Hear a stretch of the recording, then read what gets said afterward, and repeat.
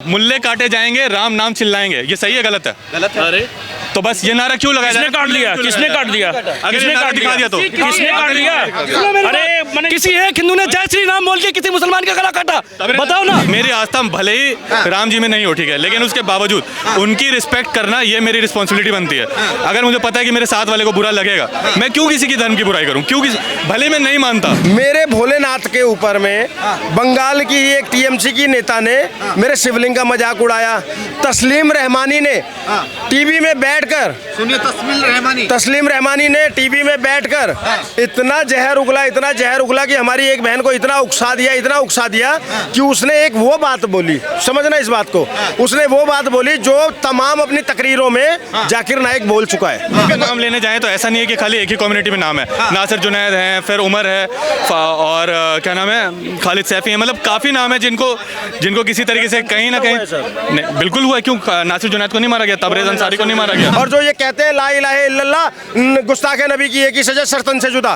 क्या किसी हिंदू ने एक भी बार ये नारा दिया कि अपमाने राम की एक ही सजा, सर धड़ से जुदा? बोला क्या? महाराष्ट्र में अभी रैली निकली, रामनवमी के हाल फिलहाल में जो रैली निकली थी, उसमें आपको मैं अभी चाहूँ तो अभी सुना सकता हूँ कि कितनी गंदी गंदी गालियाँ बजाई जा रही थी, और उसमें मुल्ले वर्ड के साथ में गालियाँ दी गई है। ठीक है, वायलेंस हुआ है, मस्जिद कई बार खुली है, अभी भी कश्मीर में मस्जिद खुली, हर बार मस्जिद खुली, एक सेकंड, हर बार मस्जिद खुली और एक ही बात बोली गई उनके द्वारा, ला इलाहा इल्लल्लाह, छोड़कर चले जाओ, धर्म बदल लो, नहीं तो मार दिए जाओगे, काट दिए जाओगे। कश्मीर के अंदर खुली थी मस्जिद। अगर आपके फादर को कोई डायरेक्टली बोलता है, आपको बुरा लगेगा? या आप जिसको आप प्रे कर रहे हैं या जिसको आप एज एन आइडल देख रहे हैं, अगर उसको कोई गाली दे, आपको बुरा लगेगा? बहुत से लोग हैं जिन्होंने आर्ग्यूमेंट की है, उनकी बातें बुरी नहीं लगती, लेकिन अगर कोई गाली दे रहा है, बोलने का तरीका होना चाहिए, एक रिस्पेक्ट होना चाहिए। आप जो चीज़ अपने माँ बाप के सामने बोलने में आपको शर्म आएगी, अगर आप वो ऑन कैमरा बोल रहे हैं, जो चीज़ आप अपने माँ बाप के सामने नहीं बोल सकते, उन्होंने गाली दी ना, उन्होंने प्रॉफिट, आपने वीडियो नहीं देखी? वीडियो देखी तो मैं रिपीट ही नहीं करना चाहूँगा, किसी के लिए भी आप वो वीडियो रिप्ले कर दीजिएगा, सबको मालूम है कि वो गाली ही है। माँ की, बहन की, ये दो गाली उन्होंने दी है, बिल्कुल साफ, दो टुक शब्दों में। नहीं, अभी मैं अकेली बात करने के लिए ठीक हूँ, क्योंकि ऑलरेडी बहुत लंबी डिबेट हो गई मेरी। तो गाली किसी को भी अगर आप दे रहे हैं तो बिल्कुल गलत है। बात करने का तरीका होता है, अगर आप वही बात अपने तरीके से साफ ढंग से बोलते हैं तो किसी को उतना बुरा नहीं लगता। लेकिन अब कोर्ट को जो करना है, कोर्ट के ऊपर है, कोर्ट उनके ऊपर डिफेमेशन का केस लगाए, कोर्ट उनको रिहा कर दें, वो कोर्ट के ऊपर है, कोर्ट का फैसला। केस पहला महाराष्ट्र से सबसे पहले असदुद्दीन ओवैसी ने गुहार लगाई कि महाराष्ट्र पुलिस इस पे केस करे। मैं जानना चाहूँगा, असदुद्दीन ओवैसी ने कई बार सिबलिम को फब्बारा बोला, क्या उन पे केस होना चाहिए, नहीं होना चाहिए? असदुद्दीन ओवैसी ने अगर डिमांड किया कि केस हो जाए तो वो ओवैसी का मामला है, उसमें मैं आप लोग बोलो तो ठीक है, असदुद्दीन ओवैसी सिबलिंग को फब्बारा बोल दे वो ठीक है, बारिश अच्छा उनका क्या बोला सिबलिंग को फब्बारा बोल दे वो ठीक है? कब बोला उन्होंने? मुझे आइडिया नहीं। अगर बोला है तो बिल्कुल गलत है, अगर उन्होंने बोला है तो बिल्कुल ही गलत है, ये नहीं बोलना चाहिए। बारिश पठान ने, मैं इसी देखिए, बारिश पठान उनके पार्टी के पास, मेरी आस्था भले ही राम जी में नहीं हो, ठीक है, लेकिन उसके बावजूद उनकी रिस्पेक्ट करना ये मेरी रिस्पॉन्सिबिलिटी बनती है। अगर मुझे पता है कि मेरे साथ वाले को बुरा लगेगा, मैं क्यों किसी की धर्म की बुराई करूं? भले मैं नहीं मानता, मेरा बिलीफ नहीं है उस चीज़ पे, लेकिन मैं बुराई क्यों करूं? मेरा पॉइंट यहाँ से स्टार्ट हो। और किसी भी मुस्लिम को बुराई नहीं करनी चाहिए, चाहे वो सामने क्रिश्चियन से डिबेट कर रहे हो, ज्यू से डिबेट कर रहे हो, हिंदू से डिबेट कर रहे हो, कोई फर्क नहीं पड़ना चाहिए उन्हें। आप आए पीस, अगर आप कहते हैं आप पीसफुल कम्युनिटी हैं तो आप दिखाइए ना लोगों को पीस कैसे फैलाया जाता है। अच्छा, मैं आप चाहूँगा, जैसे अगर कोई पैगंबर के बारे में कुछ गलत बोल देता है और उसके बाद वो माफी मांग रहा है, तो क्या उसका सर तन से जुदा के नारे लगेंगे? जैसे नुपुर शर्मा की बात कर ली जाए तो उसके सर तन से जुदा, आज तक वो घर से बाहर नहीं निकल पा रही है, डर किसका है? डर किसका है?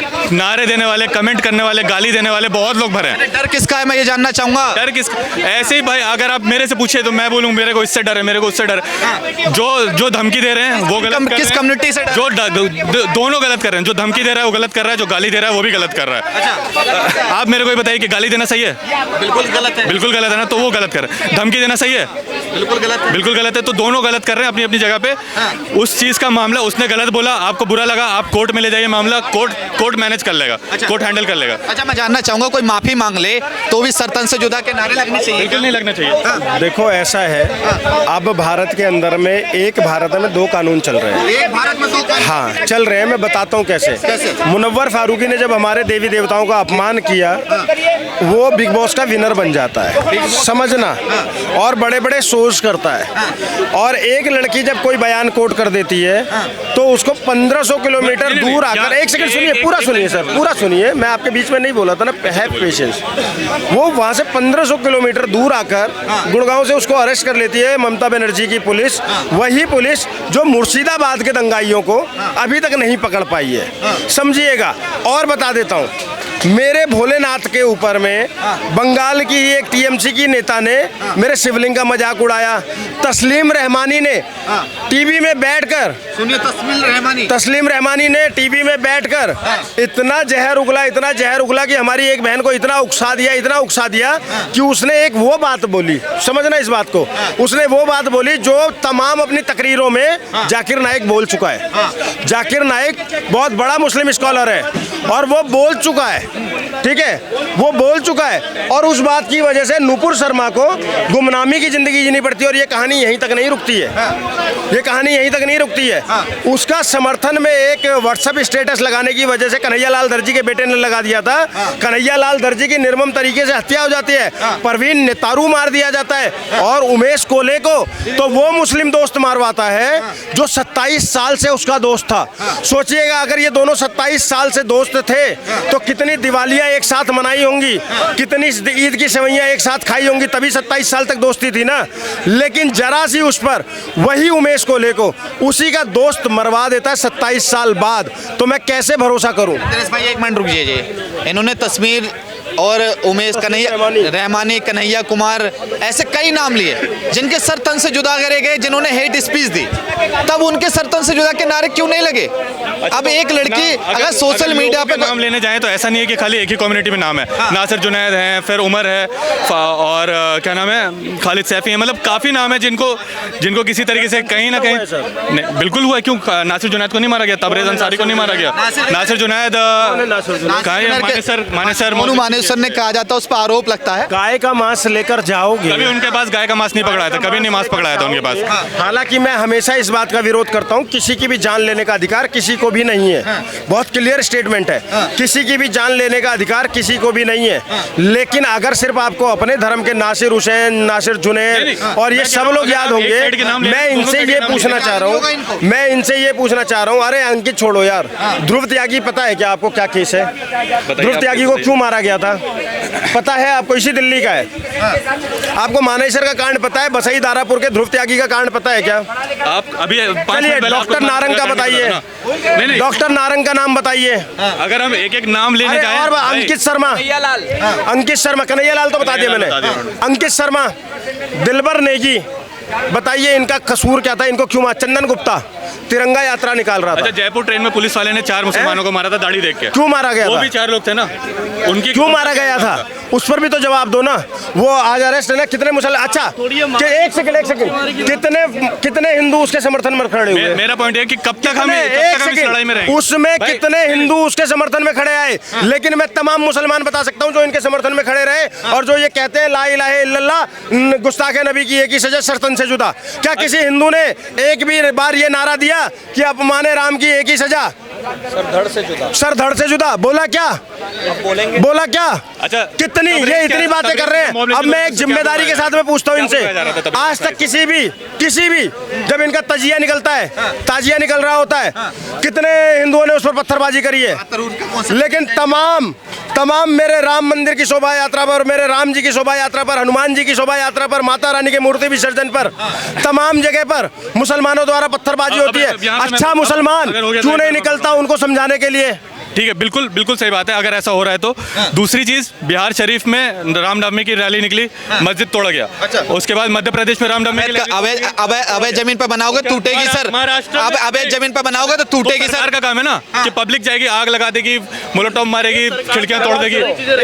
एक भाई बोल लेने दो।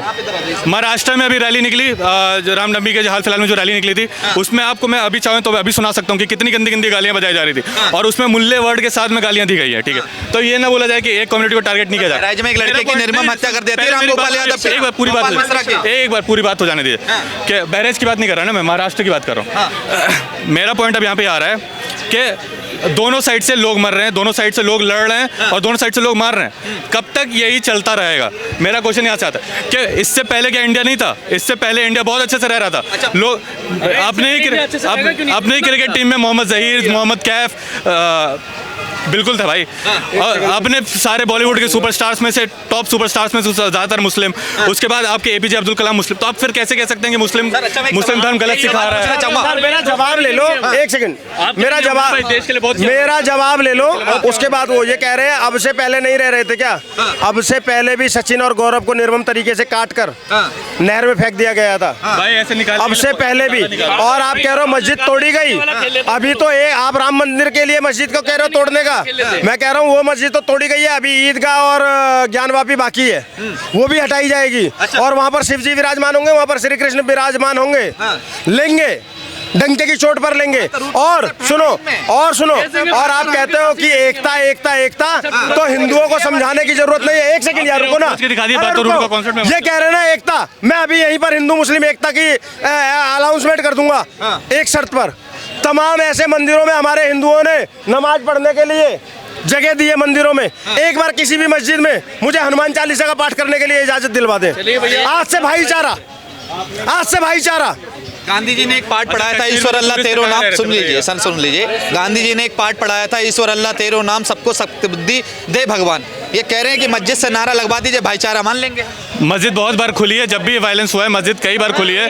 अभी भी कश्मीर में मस्जिद खुली हुई थी। हर बार मस्जिद खुली, एक सेकंड, हर बार मस्जिद खुली और एक ही बात बोली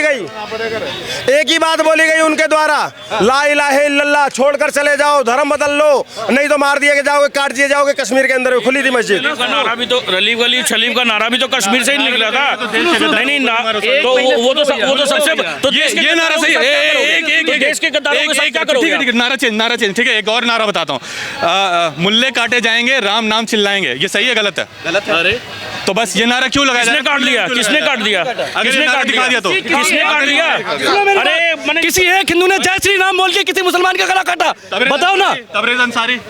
अरे रहने दो भाई, छोड़ो। मेरा पॉइंट नहीं, बस मेरा पॉइंट ये है कि दोनों साइड में गुट, ऐसा गुट है, ऐसा गुट है। 12 वर्ष की बच्ची का 72 वर्षीय एक बुजुर्ग मुसलमान ने रेप किया नैनीताल में। सुनो, क्या मानसिकता है तुम्हारी? फिलिस्तीन के सपोर्टर हैं सर।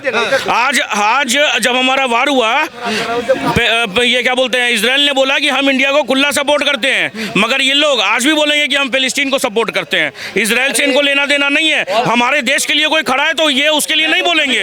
आज एक और बड़ा उदाहरण दे रहा हूं, मेरी बात सुनो। एक और बड़ा उदाहरन सुनो। ऑपरेशन सिंदूर पता है ना? उसमें क्या हुआ था, जब वहाँ मरे थे तो उसमें चांद वाले झंडे नीचे लगाए जा रहे थे।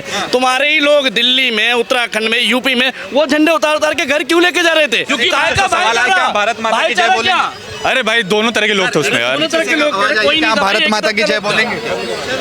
जय हिंद। अरे मैं एक बात नहीं, आस्था सर। अरे सर, क्या होता है ना कि भारत माता की जय नहीं बोलेंगे, मगर इजराइल, ये पैलेस्टाइन जिंदाबाद जरूर बोलेंगे, पाकिस्तान जिंदाबाद जरूर बोलेंगे।